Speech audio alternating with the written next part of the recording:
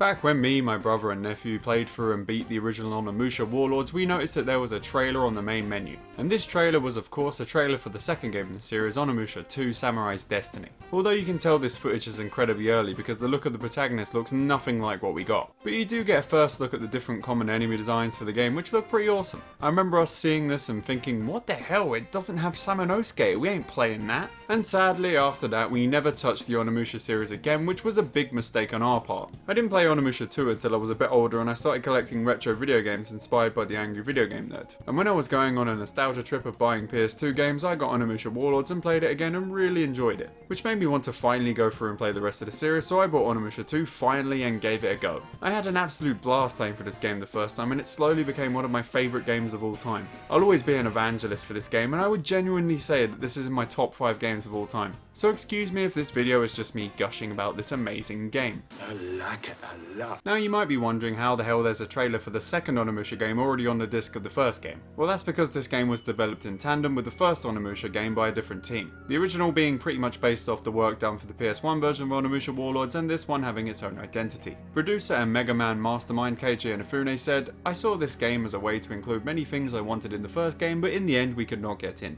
When you play the game for yourself, you can really feel that because there's so many cool things included. And instead of being a claustrophobic affair reminiscent of Resident Evil, it's more of a sprawling, adventurous feeling game. The team took heavy inspiration from the Kurosawa classic Seven Samurai and it really shows. This game is where I feel the series really took shape and gained its own identity instead of just being Resident Evil Sengoku. And when I was younger, I wish we'd looked past the fact that there was no Samanosuke and played it anyway because this game is just so good." Sadly, we were not the only ones who couldn't look past the lack of Samanosuke because sadly this game I adore didn't sell very well outside of Japan. And I was part of the problem, so today I will right that wrong and gush about one of my favourite games. And no one's gonna stop me, honey. Instantly, Onimusha 2 lets you know that the tone of this game is going to be different with this video that plays when you stay on the start screen for too long.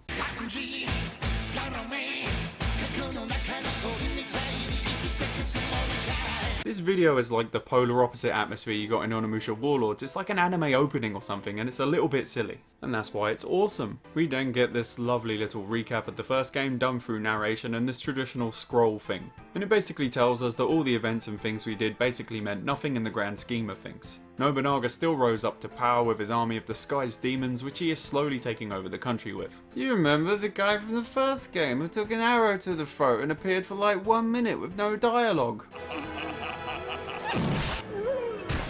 After this recap, we get treated to another CGI opening cutscene movie like in the first game, which starts up on a close-up of a snake instead of a fly. And this snake climbs up Nobunaga, who is overlooking a village of innocent peasants that he's about to murder. What a lovely fella. This then leads to a pretty badass scene where the villagers put up a fight, but ultimately they all get yeeted. My personal favourite moment from this section is the scene where this demon gets a sickle in the back of the head and then he throws it back at the villager with his Gene Simmons tongue. I mean, it's horrible for that guy that died, but it's pretty cool what he did there. I hate to say it, but Yeah, not to be contradictory, but it's very metal. Nothing else of any great importance happens here and the village is razed and pretty much everyone is dead. We then find out that this village is the village of the new protagonist Jubei Yagyu, who instantly makes an impression on me by going around shouting at corpses. Atoyo! Atoyo! Masakichi! Hey! Hey! Yasuke! Yasuke! Why is his reaction to just shout at the corpse? Why is this so funny? Anyway, but other than shouting at corpses, Jubei is also hearing voices calling his name, so he decides to investigate them. We kill a bunch of demon dudes and head into a cave where the funny voices are coming from. I've seen movies, nothing ever good comes from getting lured into a cave. We go deep into a cave and we find a temple within it and a magical snake lady comes out of it creepily laughing.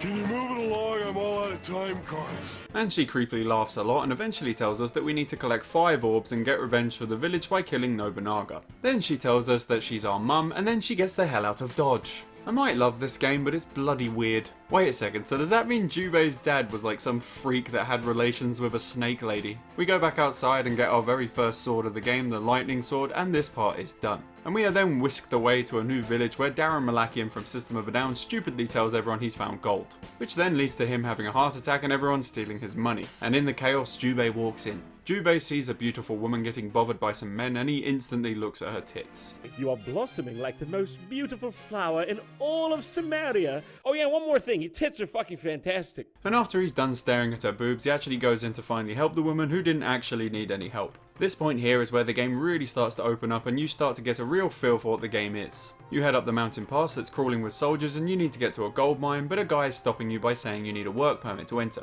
And this little thing shows you how different this game is structured to the original Onimusha game. Because in that game you were stuck in a very isolated area and there wasn't that many NPCs to talk to. But here in Onimusha 2 it has a lot more of a feel of an action orientated JRPG with you visiting a lot more locales in this game. To get this permit you have to go talk to a bunch of villagers in town and figure out how to get the permit you need. It's stuff like this that makes this game feel more in line with something like Final Fantasy more than Resident Evil. And they make you get this permit to introduce another new mechanic to Onimusha 2, which is actually money. There was no form of currency in the first game to speak of, but here the enemies you farm will sometimes drop gold. This just further enhances that feeling of this being like a traditional JRPG, and it makes me want to indulge in my level grinding addiction even more because I enjoy the combat so much. You're right, Ted. I admit it. I have a problem. Well, you might be thinking to yourself, what do we spend our money on? Well, when we go back to town, we meet Magoichi and Eke at the pub who are having a dispute over a lady of the night, shall we say, which spawns one of my favourite disses in the whole game. Who'd want a red bald head like you?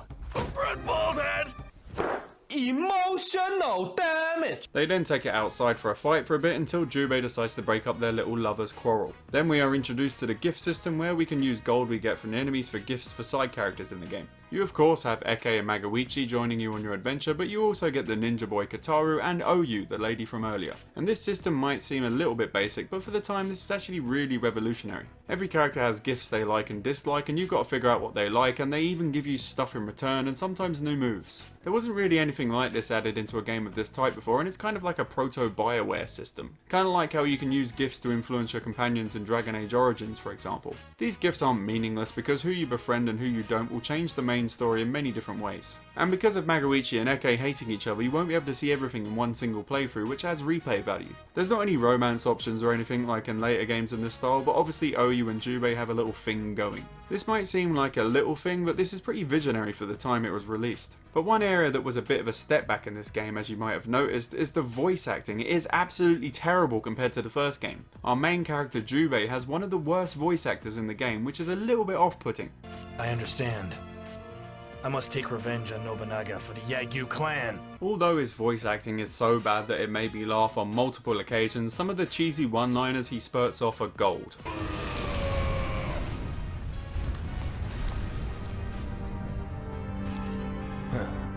Try to come back from that.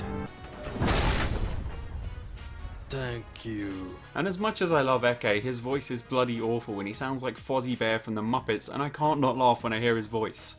You are the Jubei Yagyu who is master of the blade! Waka waka! It doesn't ruin the game or anything, but it definitely is worth mentioning. But putting that aside, the characters are still really enjoyable to interact with and they give life to the game. Because at its core, the game is just a simple run-of-the-mill revenge tale with Jubei wanting to kill Nobunaga. But much like in the first game, and more so in many ways, the party of characters that join you and the enemies that you're up against give the game its colour and texture. Throughout the game, all the different companions will randomly show up in areas you're exploring, and they'll even turn up and help you fight enemies if you've given them enough gifts they like. They even all hang out at a pub between missions, which acts like a hideout for you and your gang. Eke is one of my favourite characters in this game. He's just a big lovable doofus, but he's also a bit of a git sometimes. There's a point in the game where you and Eke find a guy whose daughter has gone missing and he instantly just asks him if she's fit. So, is your daughter pretty? I wrote a blog post a while ago about why I f***ing hate video games, because this is what it does. It appeals to like the male fantasy. I mean, say what you want, but the man is bold. And this whole saga leads to you understanding why Eke is the womanizing drunkard that he is. Eke used to be a warrior, and the feudal lord he served lost a great battle. At that time, Eke lost his wife and child. Which then leads to the scene where you finally find the guy's daughter, which turns out to be a baby, which is quite funny. But it prompts this reaction from Eke. When the castle fell, I thought it was crying like this. I did everything I could to rescue her. It just makes you feel sorry for the poor guy and makes you understand the character more. But this face here does still make me laugh slightly. Well, other than that hilarious face, it's a really touching moment. It gives backstory in a good way. And you get moments like this with most of the characters in your party, and it just really makes you get attached to all of them. And it's lucky that this supporting cast of characters are good, because our main character, Jubei, has about as much personality as a plank of wood. Actually, come to think of it, a plank of wood might actually have more personality. I am not Door. Or am I? What would any merry band of adventurers be without a cast of equally as good villains to be their foils? And this game has them in spades, baby. Hideyoshi is back, and he's just as much of a creep as he was in the first game, and he might even be more of a weasel in this game. You're disgusting.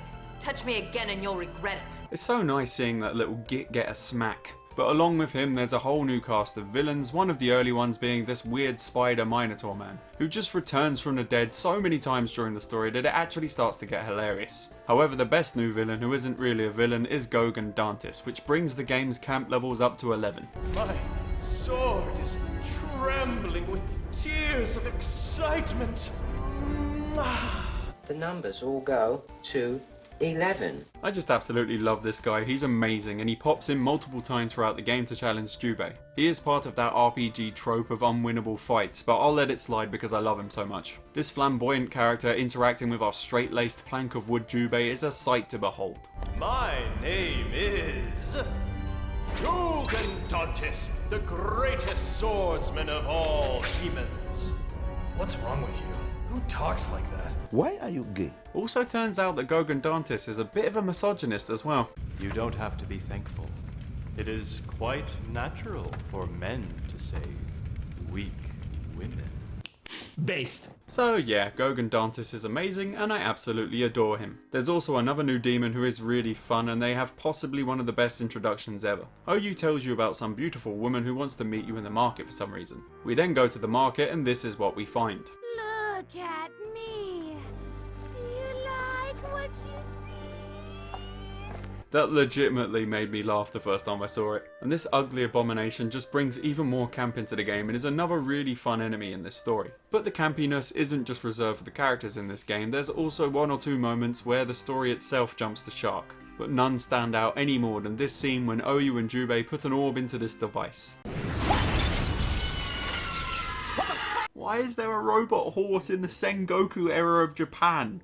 And why do I love it so damn much? This is the best game, 10 out of 10, 100 out of 100. But it gets even more crazy later with all these steampunk contraptions, it's absolutely wild. Another character of sorts makes a return in this game, and that character is Gifu Castle itself from the first game. It's really cool just visiting this castle again and seeing it all destroyed and demified, and it just amplifies the nostalgia. I won't spoil anything else, but those are things throughout the course of the game that I couldn't not mention in this video. An area that certainly is a lot better in this game is the graphics department. It definitely looks leaps and bounds better than the first game. The general movement still has that stilted PS1 game feel to it with no analog support, but they've made it all a little bit smoother in this game. It doesn't quite feel as clunky as the first game to move about in, but other than that, not much has changed on the combat front. It's still so much simple fun stabbing a downed enemy in the chest, and it just never gets old for me. They have added a new type of soul in that when you collect enough of them you go Super Saiyan and get really powerful. They've also added in a bunch of extra things to pump XP into, like your armor, and they've taken away the magic powering up. Which is obviously because this game hasn't got the Metroidvania-esque roadblocks like the first game.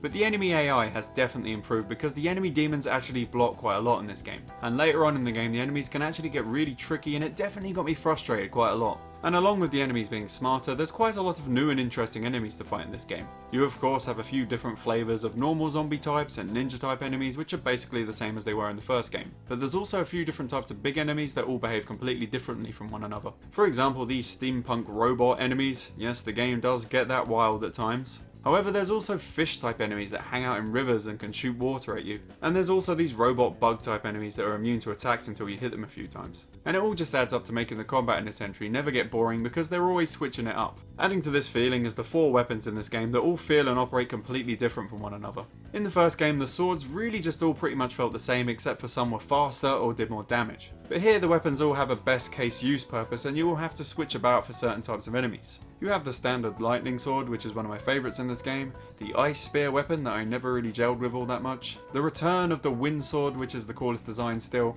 and finally the earth hammer thing, which is probably my second favourite weapon to use. Stuff like the lightning sword and the wind sword are a lot more useful for taking on hordes of enemies. And the slower weapons are good for taking on big enemies, which the Earth Hammer absolutely excels at. It's bonking time. I loves a bit of bonking. But much like in the first game, you don't only control Jubei, you get to control the whole party of heroes you've collected along your journey. And some of these sections will be completely missing in your playthrough if you didn't befriend the right person. There's even a flowchart at the end of the game that shows you where the paths diverge and what you missed. For example, there's a part in Gifu Castle where you get stuck in a room and you take control of Eke to free Jubei. And this leads to one of my favourite Eke moments in the entire game. You must know what I want.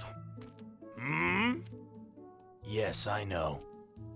Liquor and women. Eke is my spirit animal. Unlike in the first game, I actually really enjoy these sections away from our main character because they all feel equally as powerful as Jubei. Kotaru, for example, has a similar feel to Kaede from the first game, but he can actually do some real damage. Or Eke, who is just a joy to players with his powerful spear that's actually a lot faster to use than it looks. They all just have their own unique playstyle, which just adds a bit more variety to the gameplay and it doesn't feel like a waste. And that's because all these side characters you play as actually gain XP and give it back to Jubei once their section is done, which is a great touch. A lot of things might be harder in this game, but one thing that certainly is easier is the puzzle aspect of this game. You get these slide puzzle chests that are similar to the ones in the first game, but they really aren't that difficult. But even a dumb puzzlephobe like me can do most of these puzzles without a guide, but there were one or two that were quite hard. There's also these try and make all the rows add up to a certain number puzzles that I was actually okay at. Take that, puzzles, I am the puzzle master now. Does not your scrotum need kicking?